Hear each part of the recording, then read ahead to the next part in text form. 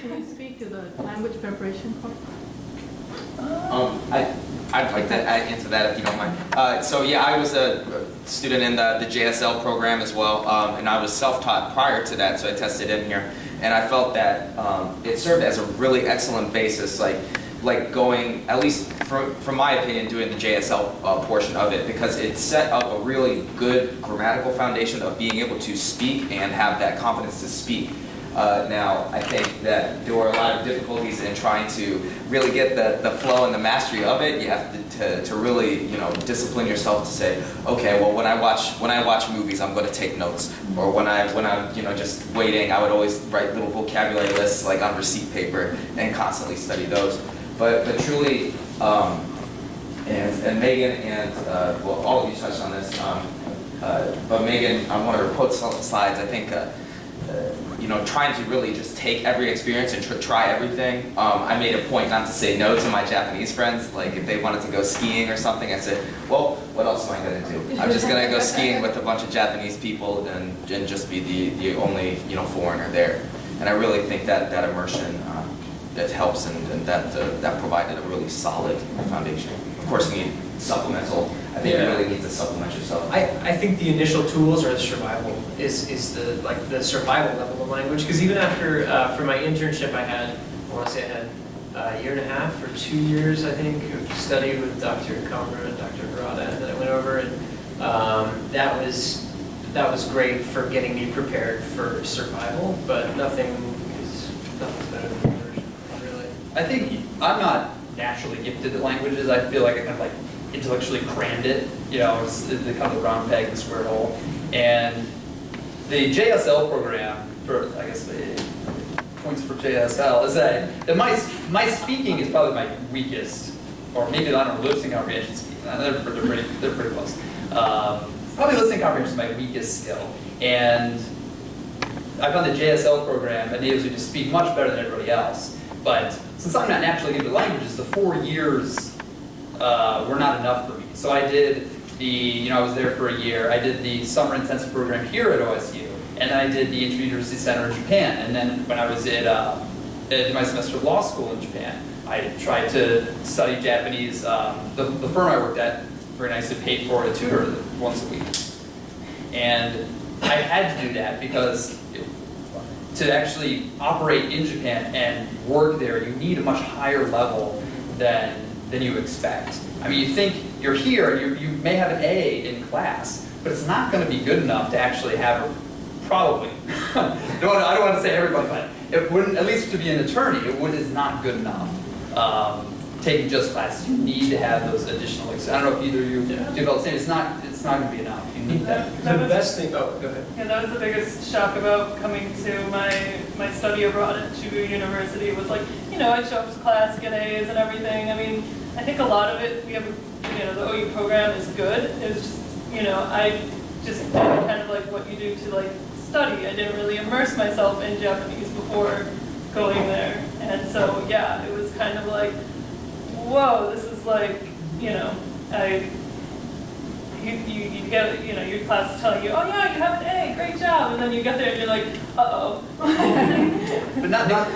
Oh no, I was just going to say the best thing I can say about JSL, and I can say lots of good things about JSL, but is that if you're trying to paint something that has old paint on it, you have to strip the paint, you sandblast it, then you prime it, then you paint it. It's the same thing with language. You can't just dunk it in paint and assume it's going to stick. So the best thing about that book is that it gives you, it's the best sandblasting and primer. It gives you the basic blocks and the study habits. It sets you up to be a sponge.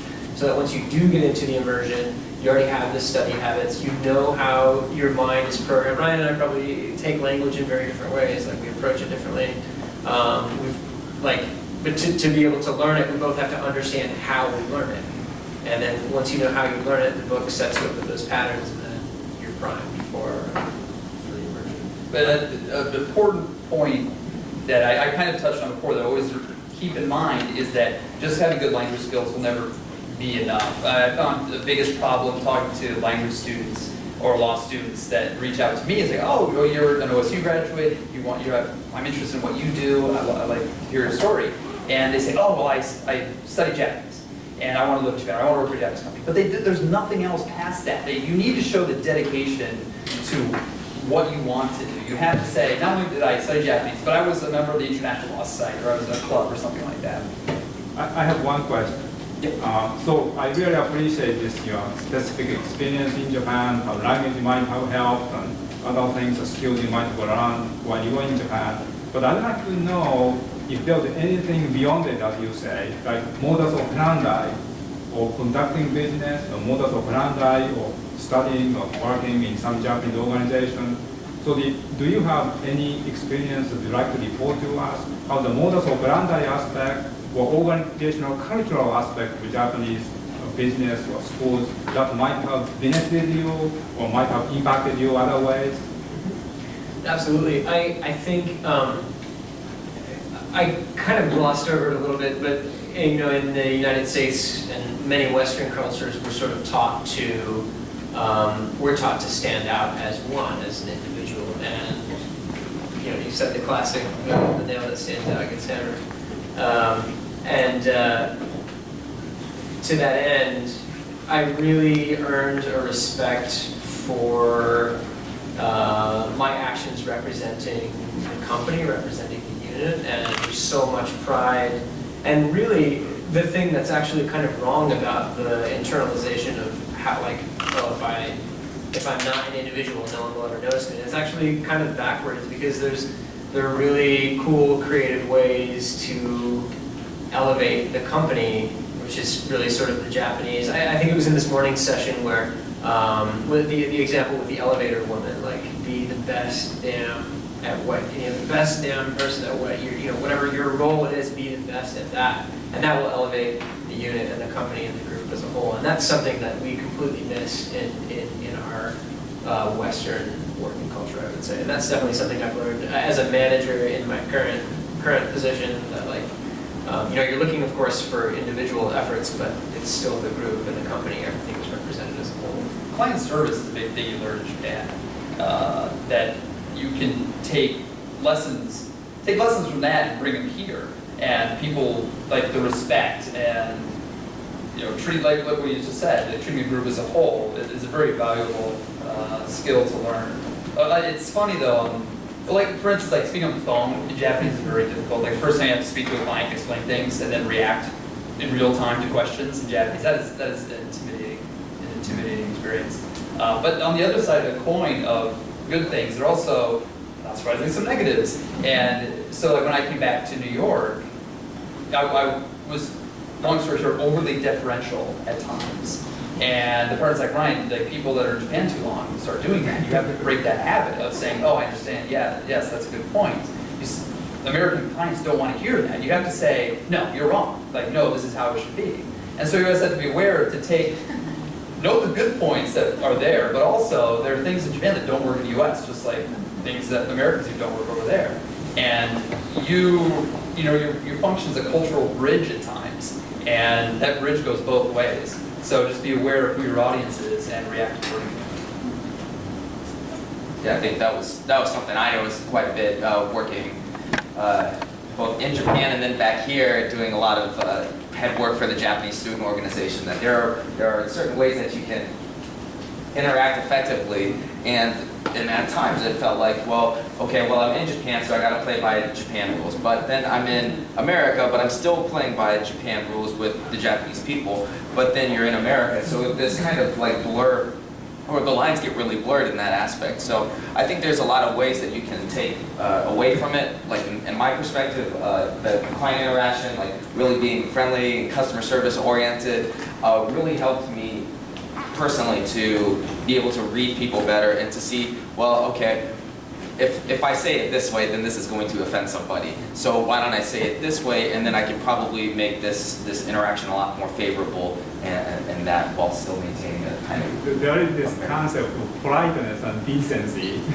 One of the things I myself have to relearn is Japanese can be what we call in-game play. Overly polite but quite indecent, I'd rather like take decency over politeness, of course. But to that end, there's almost a beauty in it, though, because I don't think I became as self-aware of my own actions how the things that you do, and honestly, that was one thing that I still do miss, that I learned that is really now deeply ingrained in me, is that I really wish some of my colleagues knew, like when they do something or say something, their actions, and they fully understood, the repercussions, or they understood the implications on the company or on themselves. And that's something that the Japanese always seem to me, the level of self-awareness is crippling, but at the same time really, really amazing and inspiring. I think we have time for about one more question. So. I maybe they're not so bold questions. The Ohio Psychology program, the internship program, is that program open? Is it only for American citizens or Ohio residents? Or how is it The work? answer to that is that the official Ohio Psychology exchange program internship has ended. The story is this: Saitama was waiting to continue to fund, but the state of Ohio has decided that it's not cost effective and decided to. But this was not because it was aimed at Saitama Ohio Exchange, but state of Ohio, as long as I know, has reorganized its international trade division, so it's part of it. So it was not just strategy that state of Ohio took, and funding for the Ohio Psychology Exchange has ended on the state of Ohio. Sorry, guys. Okay, well, can I ask maybe a couple more? What? I'm sorry? Can I ask another? Yeah, feel free. To Zach, love your picture. Great writer. I wanted to ask, what's the name of, you wrote a book, what is the name? It's called Fixed on OKY. So it's about fixed gear cycling in Okayama, so fixed on OKY. And the last final question, Yeah. what is your tattoo? If you don't mind. It's a boy on a bicycle in Walden's.